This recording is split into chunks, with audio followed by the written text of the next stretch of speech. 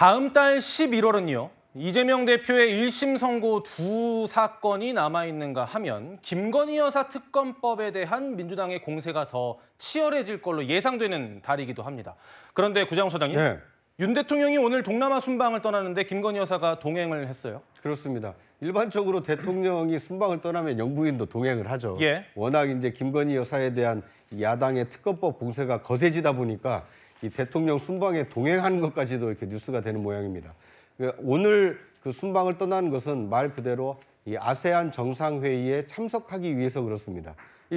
앞서 문재인 전 대통령도 이 신남방 정책이라고 해서 대한민국의 국부를 늘리고 국익을 극대화하기 위해서는 그 아세안 국가들과 관계를 돈독해야 된다. 이런 외교 정책을 폈습니다.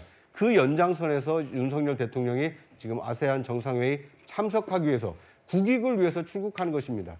저는 이 순방은 순방대로 좀 봐줄 필요가 있지 않나 하는 생각이 들고요. 특검법은 특검법대로 국회에서 표결 처리하고 그거에 대해서 대통령이 제2요구권 행사하면 다시 재의결하고 이건 법적 절차를 따르면 될 문제지 그걸 해외 순방에 묶어서 왜 김건희 여사가 해외 순방에 동행하느냐 이렇게까지 비판하는 것은 말 그대로 비판을 위한 비판이 아닌가 하는 생각이 듭니다. 네.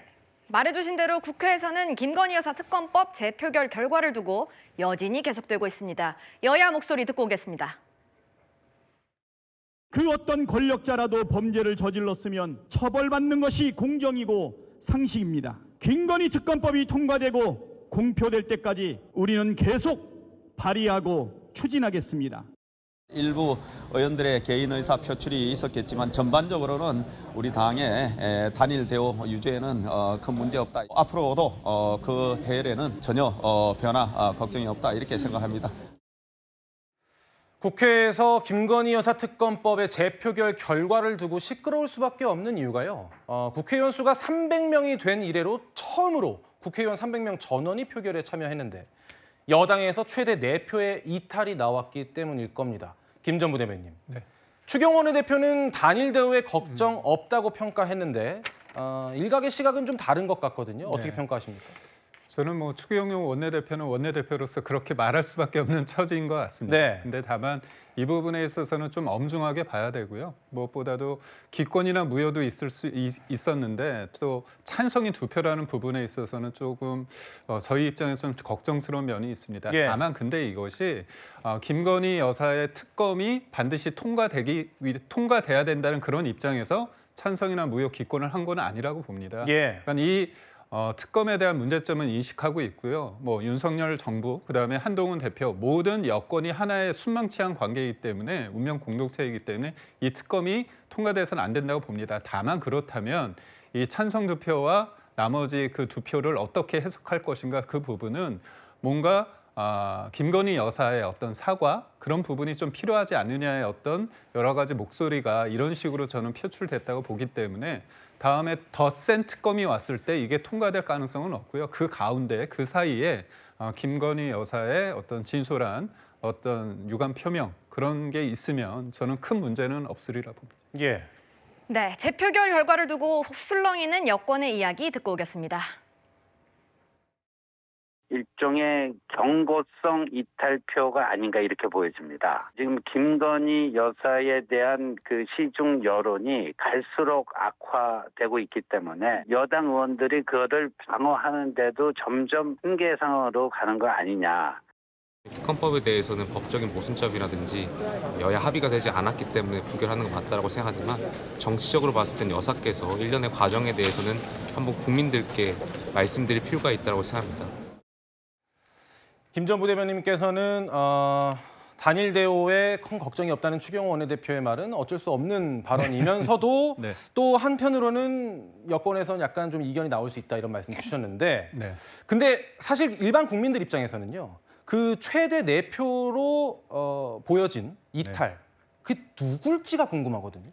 사실 누굴지는 잘 모를 것 같고요. 예를 들면 언론에서는 소위 말해서 한동훈 대표 측 한동훈 대표와 어떤 뜻을 같이 하는 분들이 지금의 대통령에게 뭔가 강한 메시지를 주기 위해서 전략적으로 하는 거 아니냐 그런 생각을 할 수 있겠지만 8표와 4표 그다음에 0표 사이에 그 간극이 굉장히 어려운 겁니다.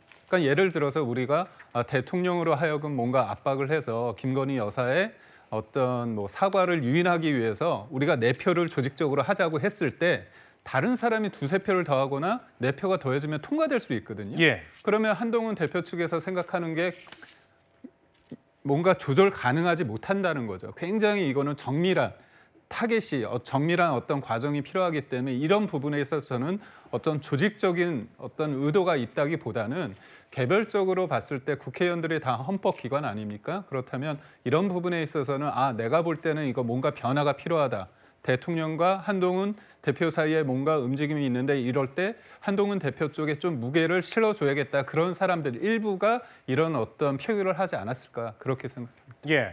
앞서 말씀드린 대로 민주당은 11월에 특검법을 재발의할 예정입니다. 더 강한 특검법을 예고했는데 강 위원장님, 네. 더 강한 특검법이라면 어떻게 의혹을 추가한다는 건가요? 의혹보다는 일단 상황을 더 지켜봐야 알겠지만 이번 국정감사에서 김건희 여사와 관련된 공천 개입의 의혹에 대해서 내부 고발자라고 할까요? 이분의 증언이 있을 수가 있습니다. 그러면 이 분의 증언이 객관적이고 또 국민의 마음을 더 흔들어 놓은다면 어떤 특검법이 발의가 될지 모르는 거죠. 그런데 사실 지금 이제 특검법의 내용이 중요한 게 아닙니다. 그냥 이 김건희 여사와 관련된 어떤 큰 틀에서의 내용은 별 차이가 없을 거예요. 예. 결국은 특검법이 통과되느냐 안 되느냐의 문제인 건데 저는 이런 말씀을 좀 드리고 싶습니다. 이 민주당도요. 진보 일간지라고 하는 곳에서 사설로 민주당의 어떤 정치적인 행위에 있어서 지적을 하잖아요. 그러면 가다가도 멈춰서서 돌아보고 고민을 다시 한번 해봐야 됩니다. 마찬가지로 지금 보수 일간지의 사설에서도 사과가 필요하다는 수준이 아닌 거예요. 지금 사법심판대에 올라야 된다라고 할 정도로 거세게 비판을 하고 있습니다. 그러면 이런 상황에서 여당은 대통령실을 막연하게 계속해서 비호만 할 게 아니라 한 멈춰서서 생각을 해봐야 돼요. 저는 이번에 이탈표는 개인의 소신이라고 생각을 합니다. 왜 이분들도 나름대로 지역구에서 민심을 듣고 있고 정치인으로서 앞으로 자기의 스텝에 대해서 결정을 해야 되는 거거든요. 그런데 여당 의원들도 지금 답답할 겁니다. 왜? 아니, 김건희 여사와 관련된 의혹에 있어서 팩트체크가 안 되는 거예요. 본인들이 내용에 대해서 정확히 알아야지 방어를 할 거 아니겠습니까? 하지만 이런 얘기를 꺼낼 수도 없는 정도의 상황 아니겠습니까?